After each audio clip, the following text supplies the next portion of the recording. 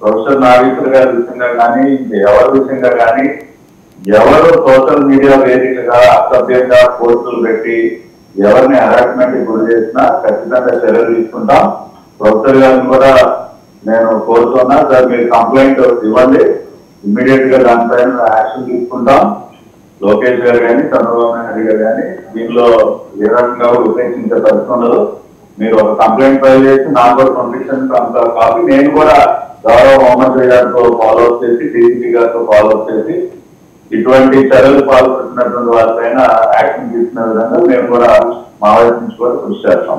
మీకు పట్టాభి గారు ఉదాహరణకి ఏంటి అంటే హైదరాబాద్ పోలీస్ సైబర్ క్రైమ్ వద్ద ఫైల్ ఎక్కదు, ఈవెన్ ఛార్జ్ షీట్ కూడా దాఖలై ఉంది.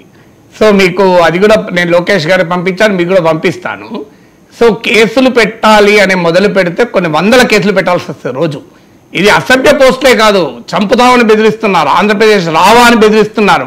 మా పార్టీ అధికారంలో ఉంది, మీరు ప్రతి పోలీస్ స్టేషన్ తిప్పుతాను రా నాగేశ్వర్, నేను 3rd డిగ్రీ ప్రయోగిస్తాను రా అని కూడా నేను మీకు ఏం చెప్తా ఉన్నానంటే, ఇప్పుడు ఒకసారి యాక్షన్ ఇనిషియేట్ అయ్యి ఒకరి మీద గట్టిగా యాక్షన్ ఇనిషియేట్ చేస్తే మిగతా వ్యవస్థ అంతా దారిలో వస్తుంది ఖచ్చితంగా. అంటే చూసుకోండి, ఇప్పుడు మీలాగా మీరు వాళ్ళు మాట్లాడుతూ ఉన్నారు. నేను గత 5 సంవత్సరాల కాలంలో నా ఫ్యామిలీ మొత్తం నేనే కాదు, నా భార్య, నా 8 సంవత్సరాల నా కుమార్తెను కూడా వదిలిపెట్టాల. దాన్ని మేము ఆ రోజు నా 8 సంవత్సరాల కుమార్తె ఫోటోలు కూడా పోస్ట్ చేసి పిక్చరాతలు రాసినటువంటి పరిస్థితి గతంలో మనం చూసాం.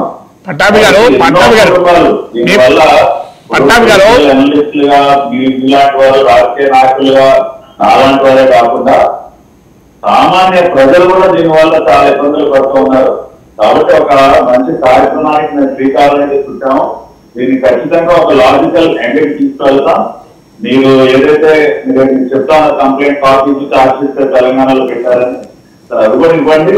మన ఏపీ పోలీస్ కూడా మీరు అక్కడ ఉన్నా సరే ఇక్కడ ఈ మన ఏపీ పోలీస్ సంబంధించిన మీరు ఫిర్యాదు చేయొచ్చు, మీరు అది కూడా చేయండి. ఖచ్చితంగా we are very sincere in this effort which we have started. ఇది పార్టీలకి రాజకీయాలకు అతీతంగా మేము ఈ కార్యక్రమం చేస్తున్నాం. ఒక పార్టీని టార్గెట్ చేసి చేసే కార్యక్రమం కాదు ఇది. వ్యవస్థ బాగుపడాలని ఒక మంచి లక్ష్యంతో పనిచేస్తున్నాం. కాబట్టి ఖచ్చితంగా మీ ఇష్టంగా జరుగుతున్నటువంటి అంశాల మీద కూడా ఆల్రెడీ లోకేష్ గారు దృష్టిలో పెట్టారన్నారు. నేను కూడా దీనిపైన ఫాలో అప్ చేసి పట్టాభి గారు మిమ్మల్ని అరెస్ట్ చేసిన తీరును బహిరంగంగా టీవీ విశ్లేషణలో ఖండించాను. మీరు మాట్లాడిన ఆ అంశాలపైన అభ్యంతరాలు ఉన్నప్పుడు అది అలాంటి భాష వాడకూడదు, మీపైన వాడకూడదు, మీరు వాడకూడదని ఓపెన్గా చెప్పాను. కానీ మీ కుటుంబాన్ని అరెస్ట్ చేసినప్పుడు మిమ్మల్ని అరెస్ట్ చేసిన తీరు, మీ ఇంటిపైకి వచ్చిన దాడిని తీరును కూడా ఆ రోజు ఓపెన్గా ఖండించాం. చంద్రబాబు నాయుడు సతీమణి గురించి అసెంబ్లీలో ప్రస్తావిస్తే చాలా తీవ్రంగా స్పందించాం. లోకేష్ను పప్పు అని సోషల్ మీడియాలో అటాక్ చేస్తే ఖండించాం. పవన్ కళ్యాణ్ పెళ్లిళ్ళ గురించి జగన్ మాట్లాడితే ఖండించాను. నేను ఇప్పటికీ 20 ఏళ్లుగా టీవీలో విశ్లేషిస్తాను. మీరు ఒక్క నిమిషం వినండి దయచేసి. మీరు అనేక అంశాల మీద మీరు చేసేటటువంటి విశ్లేషణలు కానివ్వండి, లేదంటే మీరు ప్రజలకు తెలియజేసేటటువంటి వార్తల విషయంగా కానీ మేము ఎప్పుడు కూడా ఏ రోజు నెగిటివ్ గా మేము ఎప్పుడు భావించలేదు. ఇప్పుడు ఏదైనా విమర్శ అనేది నిర్మాణాత్మకంగా ఉండాలి. ఆ రకంగా చేసేటటువంటి పూర్తి స్వేచ్ఛ స్వాతంత్రం మీకుంది. ఇప్పుడు మంచి చేస్తే మంచి అని చెప్పాలి, ఏదైనా తప్పు జరుగుతుంటే ఇది తప్పు జరుగుతుందని చెప్పాలి. ఇలాంటి వ్యక్తులు ఉంటేనే మంచిది వ్యవస్థలు కూడా. ఎందుకంటే వాన్ ఇప్పుడు మేము అధికారంలో ఉన్నాం, మీ ప్రభుత్వం విషయంగా ఇటువంటి వైఫల్యాలు జరుగుతున్నాయి, ఇటువంటి కరెక్ట్ చేసుకుని చెప్పే ఒక వ్యవస్థలో ఉండాలి కదా.